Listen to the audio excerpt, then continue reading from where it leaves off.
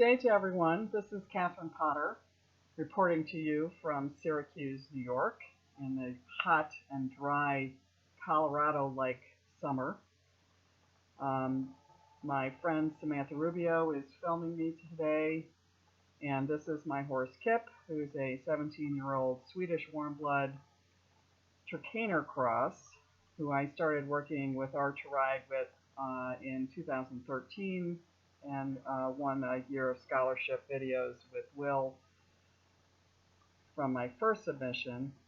And this horse has completely transformed in the last 3 years. I am so pleased with his improvement, our relationship, the ease with which I can train now after 35 to 45 years of training. I've never found anything as effective as Art2Ride. So one comment, I just wanted to acknowledge Will for his generosity when he first took me on in this program. I think a lot of trainers would have been daunted by my weight, which is something I work on consistently. It's pretty challenging, and Will was very generous to, acknowledge that my horse is capable, especially training with the Art2Ride method, of carrying me. So here we're starting with a little bit of lunging. I'll just go through a little bit of what I do for training a typical schedule. Ideally 5 days a week with a day off in between, like 2 days on, 3 days, 1 day off, 3 days on, would be my ideal, in which he really thrives on that schedule when I can do it physically.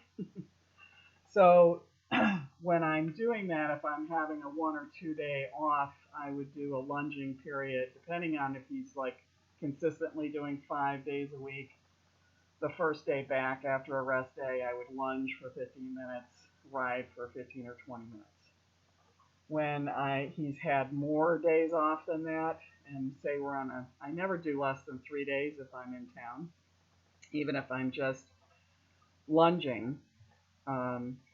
If I'm not feeling well, or it's very hot or very cold, I might, but I keep him at 3 days, lunging 20 minutes a day. And if he comes back after 2 or 3 days off, the first day I would lunge for 15 or 20 minutes only.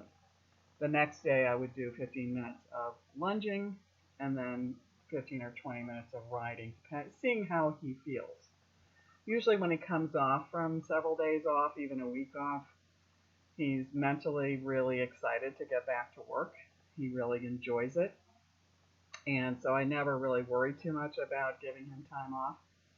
It's always good for his mental state, and his body seems to come back. He's got a lot of thoroughbred in him, so he comes back very quickly into fitness, as long as I'm keeping him at 3 days a week.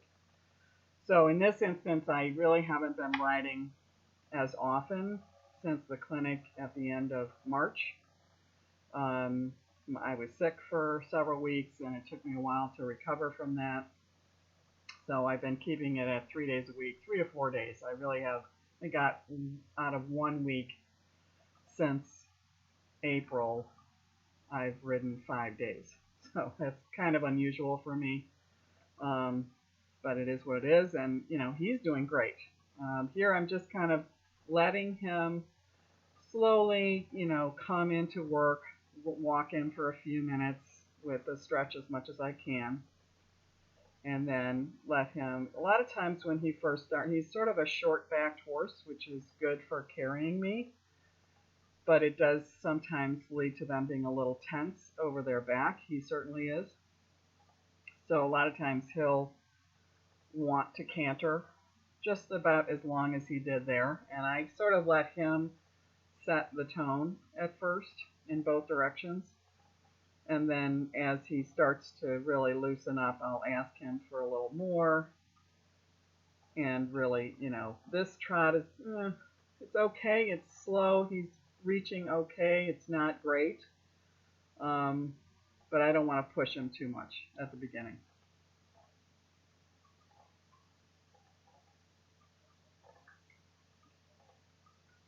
One thing I noticed watching this video, this lunge line is a really nice heavy lunge line. It's cotton, but it's a common weight. For him, it's a little too heavy.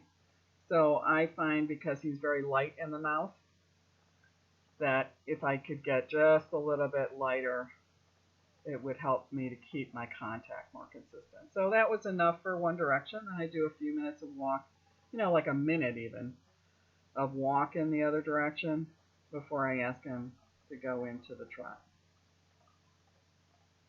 And this is a little bit slow. I mean, typically I would ask for more walk since he's already warmed up in the other direction.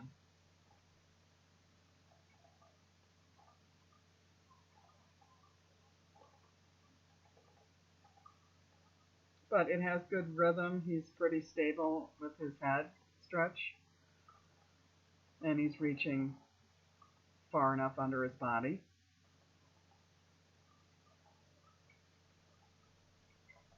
But he can really walk out when I ask him to. Most recently, he's been kind of getting lazy, which is very unusual for him. He usually has plenty of energy. I think it's hot summer. There, he just wanted to scratch his leg. So, I don't push him. If he has to go to the bathroom or whatever, this is a warm-up. It's not like you have to be a task mistress about it.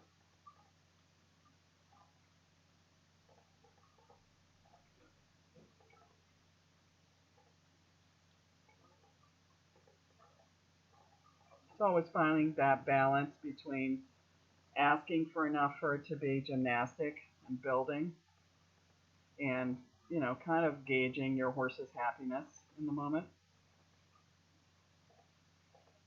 So again, here, kind of letting him just getting used to moving on this side. This is his better side.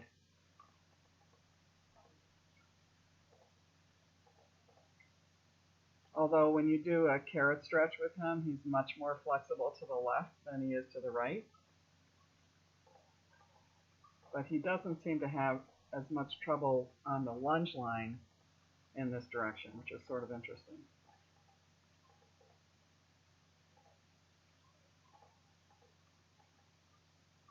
And I've started to incorporate carrot stretches before and after riding or lunging with him, because he is kind of stiff. So Samantha said that there was a new study out that proved a 20% improvement in flexibility with carrot stretches for horses that weren't even in work. So you can imagine what it would do for a horse in work. So again, that was sort of him deciding he wanted to loosen his back a little.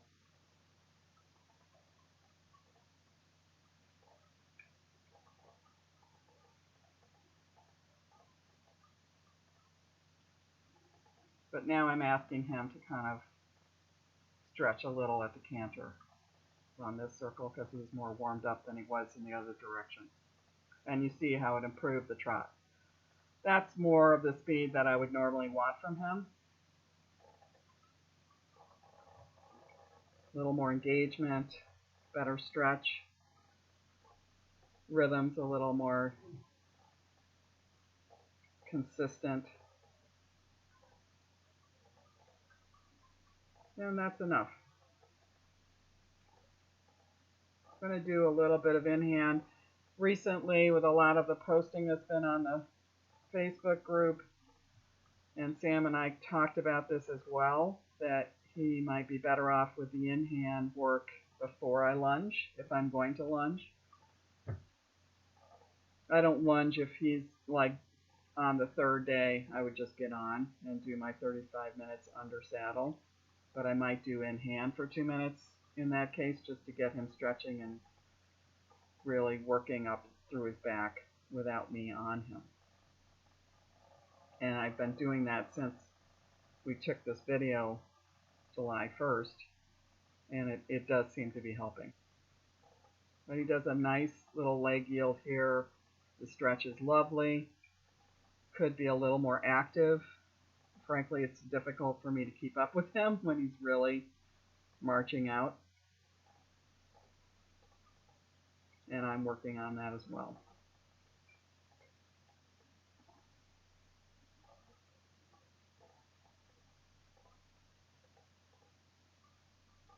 So that's enough in that direction. I really wouldn't do much more in-hand work than that, even if I was just going to get on just a minute in each direction, just sort of reinforcing and giving those muscles a chance to really stretch out over the top line before you get on. But I will be working on making it a little more active in the future. He does have a trouble stepping over when he's still warming up. When he comes around this corner, I think you'll see he broke his sesamoid on the left hind when he was 2. So that joint is a little stiffer. So when he's doing leg yield, like for here, I'm really asking him to step over, and he'll catch his toe. Right there. So he does that under saddle as well, and it's usually like when we're warming up and the first time I ask him to really step over, sometimes he'll stub his toe because it's just not as flexible. It's perfectly sound. You know, you just adjust for what your horse's life experience is. So it's not hurting him or anything. It's just not as quick to hit the ground on. If you hit that in slow motion, you can see where he just catches his toe as he steps out.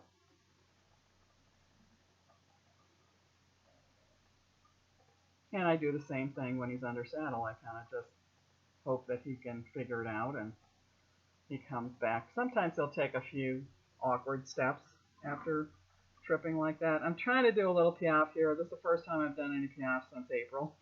Well, actually, I think I did one a couple times, but he used to be awful and very upset doing piaffe, so I don't really push it on it because he's really not as fit as he should be to do this. And, you know, right there I got to the diagonal pair. It wasn't a trot step. I'm not, you know, it's only one moment in time.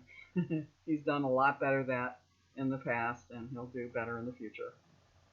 Don't try to get it all at once. Just see what he does, and then, you know, he knew what I was asking from him. It was interesting this time, which he hasn't done in the past. He really like curled up with his neck when I asked for the piaffe, so I had to hold him by his cavison so he didn't get too overbent and try to keep his neck straight. So it just seemed like he was like, I can't do this. And I was like, okay, well, we won't do it then. Try another day. One thing I wanted to point out, if you look at his first or second video from 2013, the difference in his hips from back then, he tends, I mean, this is one of those things that Will talks about, the difference between a conformation and a horse that's built and looks uphill and fit. Kip is not naturally built uphill, but he looks uphill when he's walking here because he's actually engaging his hocks at the walk. Even out in the pasture now, he looks uphill. So you'll notice that as your horses develop. But see how flat his butt is across the top? That is not his natural shape. When he's unfit, he's very tented around his spine. Doesn't really matter what his weight is. It's all about muscle. So I'm really happy to see him developing a flat butt that goes all the way up to the saddle. Now actually just last week I had the saddle fitter come. It's been a year. And I felt like I was struggling after watching Balador's video last week. I was like, yeah, I think I'm struggling to get my legs under me.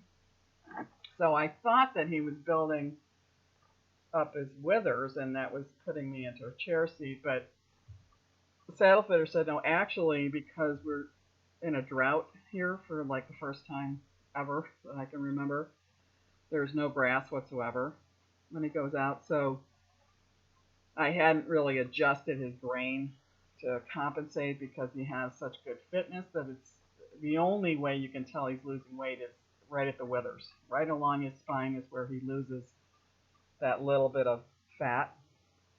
And so she said he was actually narrower than he's been since 4 years ago when he lost 100 pounds for some reason. But he has good condition. And she said often a horse that's in condition they don't always bulk up over the top line. I just know that that's where he loses his weight first, and every horse is different, but he always loses weight around his spine. And so you can't look at their belly to know whether they're over or underweight. You got to feel their ribs, and every horse is a little different, so you get to know your horse. So now I'm giving him increased his grain, giving him a little bit of protein in addition, and he's already bounced back. And I had the saddle fit. It needed to be reflocked. He probably needs to be reflocked every 6 months. It compresses a lot with my weight, so that would probably, but usually he'll tell me if it's really uncomfortable, he'll try to buck when I get on. And he really wasn't doing that, but he also wasn't stretching under saddle the way I thought he should be. So I only had one ride so far since she was here, and he was much, much better, and I felt really comfortable. It really brought the front of the saddle up when she reflocked it. Something you gotta keep your eye on. They're changing all the time. He loses and gains 30 pounds in a day. If we get any rain and the grass starts growing, he'll gain 50 pounds in 3 days if he's out without a muzzle, which is a good and a bad thing, because he can get fat really fast or he can get skinny pretty fast. Just something to monitor. Doing a little bit of shoulder in here. Again, I'm asking him to stretch, but I'm not getting the stretch I would like. He typically doesn't like to stretch when he's doing lateral work. So we constantly work on that. When Will was here at the clinic, he really didn't have him stretch as much as I typically do. And so that to me means that he's actually over his back in this shoulder in, and I'll put him in a working frame. He's very happy. He's actually happier in the working frame at the beginning. He really wants to stretch after I've asked him to be in a working frame for a while. Then he'll be like, oh yeah, that feels good.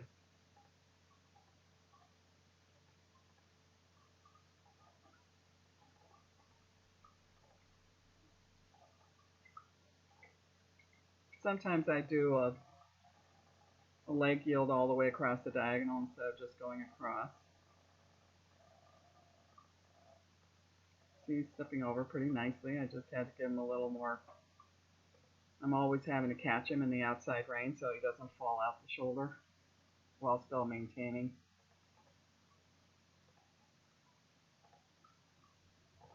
And typically I wouldn't have to keep asking him to maintain his impulsion. He's making me work today. Just the heat, I think. Really lovely day out, actually. Another shoulder in. Pretty active. He's not too bent in his neck. He's like my left leg could be back a little bit more. It feels like it's way back when I'm in the saddle there, believe it or not. So maybe it's more back than it looks from the front, but I think it would help him.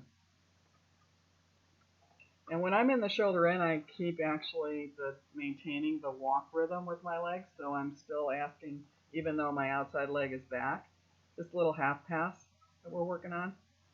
Very hard for him. He has trouble, I think his hips are just stiff, and so trying to reach out with that inside leg to the side it's a really tough stretch for them. They're much more flexible in the forward and back position than over.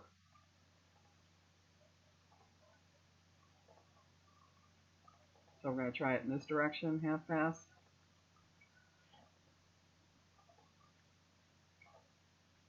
he tends to not want to bend unless I use the inside leg.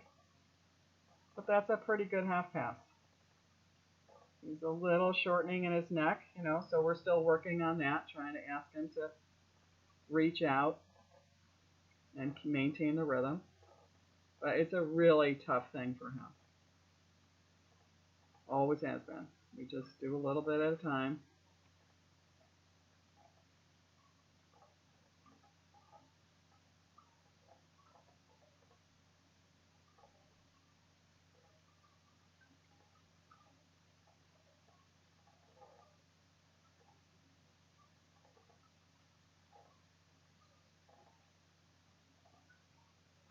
So here again, you see when I go into the trot, a lot of times he just wants to canter at first. So that's why his head comes up, because he's thinking about it, because it just seems to loosen up his back either direction, whether it's on the lunge line or when I first start trotting under saddle. He just likes that. So I let him do it if he really wants to do it. Some days I'm like, no, you're not doing it, because he has to learn to follow my lead a little bit, because he will take over. The strong personality, this guy.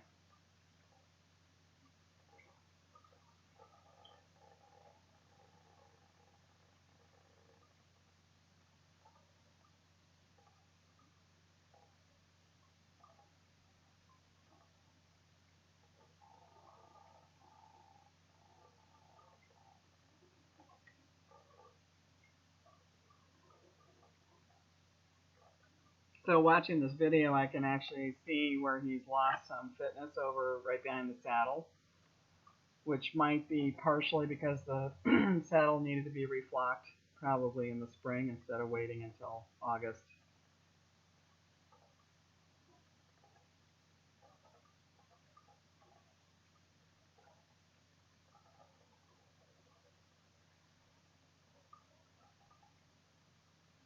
And I would love it if he would maintain his stretch a little bit more. I'm really asking him to stretch here, and I don't know if it's the saddle or... So we'll see how that improves over the next since he's been reflocked.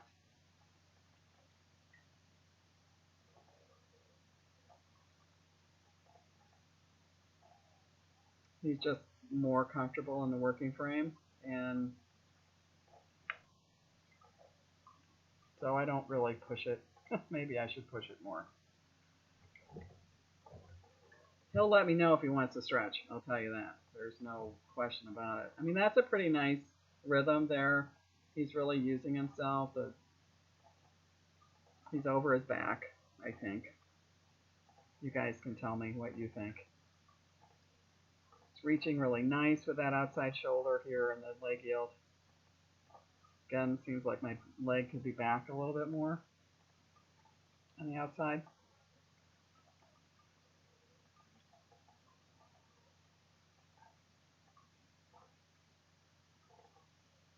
That's a pretty nice stretch right there. You get a couple nice stretches in the leg yield.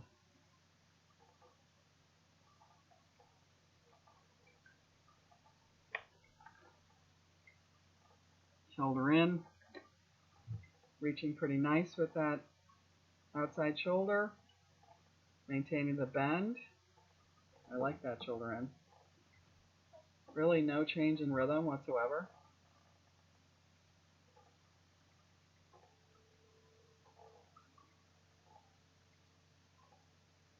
Second one's a little harder for him. And then you get a nice stretch because he was in the working frame. See what I mean?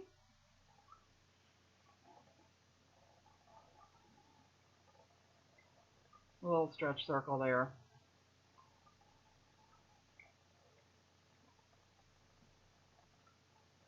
Get some blood back into the muscles.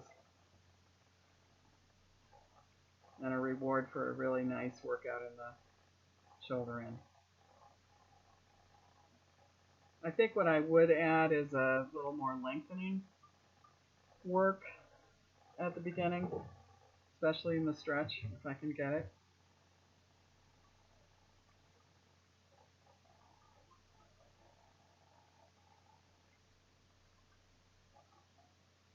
That's really nice there.